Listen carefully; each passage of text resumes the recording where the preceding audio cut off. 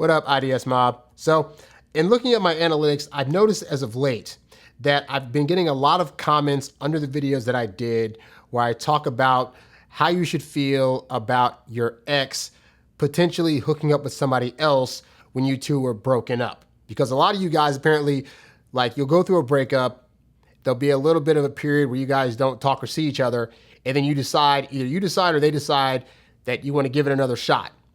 But while you guys were apart, your ex may have hooked up with somebody else. And so a lot of times, both men and women feel some kind of way about their ex hooking up with somebody else. I recently had a woman actually comment that said that she was going through a situation where her ex had hooked up with somebody else. They got back together and she was feeling some kind of way about it until she saw my video, which helped her to not feel so bad about it. And that's the point of these videos, is to point out to you all that your ego is very much invested in the reasons as to why you feel so butthurt when your ex comes back and you find out, oh my God, you actually found somebody else to connect with on a physical level while we were broken up, which is like bound to happen. So I want to respond in particular to a comment that this guy made though, because he brought up some interesting things that I want to basically refute. And so he said in response to my video called "Did My Ex Betray Me by Having Sex During Our Breakup?" He says, if you, meaning the ex, have sex with someone else at least 3 months after we broke up, then it's 100% no chance to salvage it. That shows she didn't have much of a cool down period and immediately hopped on another guy's you-know-what. There has to be morals and ethics, not just random, it's my business nonsense. Because I always tell you guys, you really shouldn't be trying to ask a woman, hey, during the break, did you hook up with anybody else? Outside of if she got an STD or pregnant, or if she hooked up with like a close friend of hers that she's still friends with, then that's really not your business who she did it with or how many people she did it with, in my opinion, because you really don't want to know the answer, you know? And just because she was hooking up with other people during a break, it doesn't mean she didn't care about you. It could very well just mean that she was either trying to get over to you and hope that maybe another hooking up with somebody else would do that, or that she really thought it was going to be effectively over and that she needed to do her best to move on. And that might have included meeting a guy that she thought she gelled well with and deciding to take it further physically, you know? But you know what's interesting? And I think both sexes are like this, but since this is a man show, men are very hypocritical, because I've done shows where, I've answered women's questions about how like they broke up with a guy or whatever, and this guy went out and hooked up with somebody else. They get back together and she's devastated and can't figure out why. And I did a whole show where I talked about, men's testosterone and how we're prone to want to, just have that physical need to get our rocks off. Even if we care for somebody else, we might still have that need to let loose and get it out of our system. And I still think that's very true. I think in terms of the testosterone level of men typically makes our sex drive slightly stronger than women's is at most given times. Like, men can be looking at a freaking car a certain way and start getting the boner, but that doesn't mean that women don't have their own version of sex drive. And it doesn't mean that there aren't women out there that can have a sex drive that is equal to men's. So there are some women who, if they're not getting it on a consistent basis, they start to get antsy, they start to get horny, and they could be like, oh my God, the love of my life just dumped me, or I just broke up with him and I'm so hurt and I feel whatever. But then that physical need starts scratching like, hey, you need to scratch this itch, please, because we haven't had any in a while, and it's time. It's time. And I'm not a woman, so I don't know what that feels like for women, but I can imagine if it's anywhere near what it is like for a man, where you're just sitting there, all of a sudden it's just like, yeah, you're horny, you need to like get the seed out of you. I don't think women have to get their eggs out of them, but the point is that they still have that need to have an orgasm, or to have that physical connection with somebody, or to feel a man's muscles on top of them. Like, they have those needs too, guys. But I really want to bring up the part he brought up about morals and ethics, because I think it's interesting that he would try to point out the whole thing of like, well, it's not moral or ethical to hook up with somebody else within the span of 3 months of breaking up with somebody else. To start with, he's already putting a timer on what the prerequisited cool down period should be for a breakup, as if to indicate if a woman breaks up with you or you break up with a woman and then she goes out like a week later and hooks up with somebody else, that it means that your guys' relationship wasn't that strong. And that could be very far from the truth. But if some women are like me, let's say a woman breaks up with me. I could be butthurt about it all day. I could feel like I really care for her. I could wish that we could get back together. But I'm also the person that's like, to each their own. If I wasn't the person that was for them and they feel like they could do better, or that I wasn't meeting their needs in some kind of way, they have the right to do that. And you know what? I could sit here and pout about it for 3 months, or I could say it was what it was. I feel indifferent to the outcome. I wish we could stay together, but realistically, if she's saying she needs to move on, then I got to move on also. And at that point, for me, there's no time limit. I don't need to mope on about somebody for like 6, 7, 8, 9, 10 months in order for me to be able to finally say, well, I guess that's enough grieving time to move on.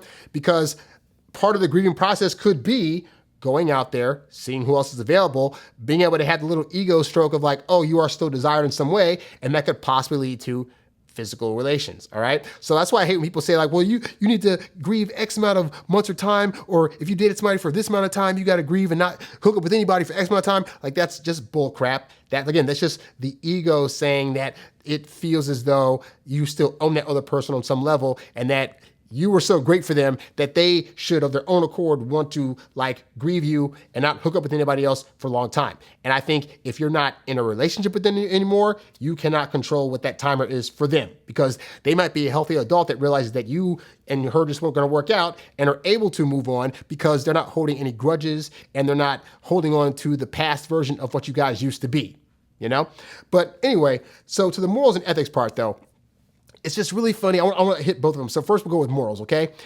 If you're going by the whole morals argument, you're already losing, because morals typically aligns with like religion and, you know, beliefs about sexuality as religion tells it. And if you're going by that standard, all of us are breaking laws morally, because we're not supposed to be having any kind of premarital sex whatsoever with anybody. So if you guys get together and you hook up, you're already breaking a morality clause, because technically, unless you two are married, there's a ring, there's a ceremony, there's some signed paper, you're not supposed to be doing anything morally in the sexual realm. So we need to just dead that argument altogether, because you're already in the wrong by having hooked up with her without having officially taken her on as your wife, okay? But I point this out because this is the level of stupid that this is that you're trying to put some kind of moral framework on how she's handling her sexuality. And hey, this isn't to fault you in any way, in the sense of like, if you have certain morals and boundaries that you religiously follow and don't just put on this one person, but that you also put on yourself, then that's all well and good. But the problem is you're probably not doing that. Like, you're trying to put morals on her by saying, well, morally, she shouldn't sleep with anybody within 3 months of breaking up. And I'm saying, but morally, you shouldn't have hooked up with her in the first place. So figure that part out. And then in terms of the ethics, what do we mean when we talk about the ethics of hooking up with other people? Well, what is this other person doing that is unethical in their sexual experience? Just because it's not with you, it's now not ethical. Because they didn't wait X amount of time, it's not ethical. My understanding is that ethical sex is simple. If it's consensual, if it's respectable, if it's protected, then, and all parties are agreeing this is a fine thing to do, then it's ethical. So if she's not going out there and just forcefully putting herself upon these men, if they're respecting her boundaries, if she's able to actually consent to it, meaning she's not in a drunken state and she's not drugged up where she can't really make a full-on 100% correct decision for herself, if she feels as though the person that she's with at that time is respecting her and respecting her space and is coming to her saying, I want to do this thing, or she's coming to them saying, hey, I want to do this thing. What are our boundaries? What are we willing to do and not do in the bedroom? If she is saying, hey, are you wearing protection? If she's taking birth control, then all these are technically the perfectly ethical ways that a person can have sex. You might feel it's unethical because she broke up with you or you broke up with her and then she didn't wait long enough, but that's not actually the ethics of sex. That's just you feeling some kind of way about the fact that she was able to move on from you so fast in terms of the physical side of things. But again, I try to stress, just because a person is out there having physical relations with somebody else, it doesn't mean that they do not care for you. But as I've stressed on this show, realistically, when a breakup occurs, there is nothing that says in the moment that either of you are going to get back together. And so that means that at some point in that breakup, either of you or both of you are going to have to move on to start dating other people. And in the process of doing that, that could include having physical relations. Now, you might be a guy that can say, hey, if I break up with a girl, I'm going to wait a minimum of 3 to 6 months before I go on another date. And that is admirable if that is your timeline. But I can guarantee you that is not the timeline of the majority of women that you are dating. And it's not to say that this takes away from you having been a potential great partner or hurt feelings some kind of way about the breakup. But what it is saying is that, let's be realistic, guys. Even when you were dating this girl, she was probably getting offers. I've had a plethora of women that I've dated tell me stories of how they go to the grocery store and get hollered at. Some guys ooling at them, or how some guy tried to pass a number to them, or try to, compliment them on their butt, or follow them to their car, or whatever. And this is while we're dating. So when we're not dating, if we break up, and especially if I'm causing the breakup, I can guarantee you these women that I dated have other offers coming into them. Whether or not they take those offers is up for debate, but the point is that they're always incoming.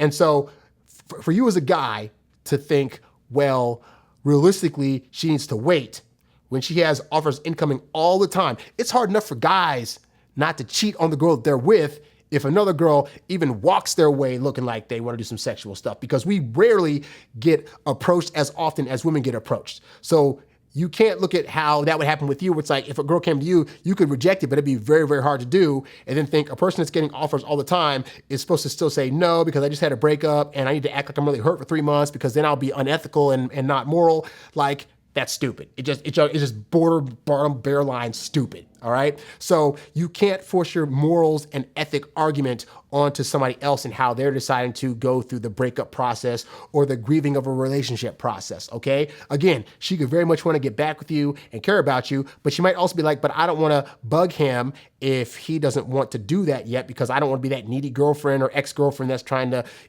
harass him all the time. But at the same time, again, she's got a dude there she's either crying to him about the relationship, or she goes out to a bar one night and just feels like crap because she just got dumped by you and she wants to feel like somebody still desires her and she happens to find somebody that is willing to show her that for a night or two. Like, that's totally fine. It's completely fine. And I get tired of guys using this double standard of like, well, if I break up with a girl, I'm going to be able to grieve for, like a day or two. And then if somebody, because guys, as much as this guy is complaining, I guarantee you, if this guy had a girl break up with him and he went out with his boys that night and some girl at a bar said he's really hot and attractive and she thinks she wants to go home with them, I guarantee you he wouldn't be like, no. I just broke up with my girl. And you know what? As much as I want physical pleasure right now, the reality is, I need to wait. Like, that's not going to happen. What's going to happen is he's going to do it and probably not tell her about it if they do get back together later. So don't be a hypocrite. Anyway, that's the short message of this video. I saw that comment and I had to respond to it. Okay.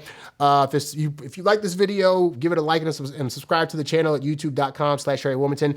Also, guys, on November 1st, I will be opening up my new program, the Introvert Dating Success Membership Academy. And what this is basically like the Netflix of dating advice. So any kind of corner of the dating world you want to know about in terms of like how to approach women, how to meet, greet, attract them, how to text them, how to modify your mindset so you feel better about yourself, how to lose your anxiety, increase your how to increase your self-confidence. There you go. Can't think of a word. Self-confidence, all of those stuff. This is going to be like all that stuff contained into this program. It's hours upon hours of different audios, videos, and PDFs you can go to for any kind of situation that you're going through in the dating world that you need help with. And it's going to be a low monthly fee, but you can go join the waitlist right now at introvertdatingsuccess.com. So you'll get updates on when the program's coming out and then what things are going to be in the program. And once a week, I'll also be releasing short things from inside of the membership program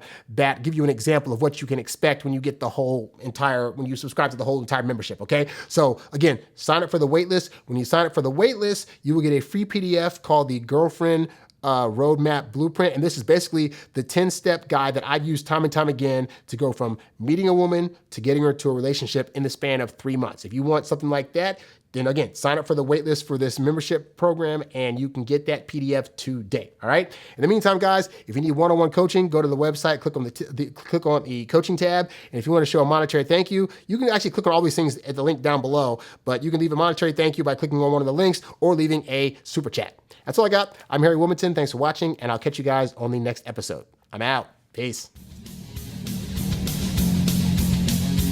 Thanks for listening to the Introvert Dating Success Podcast.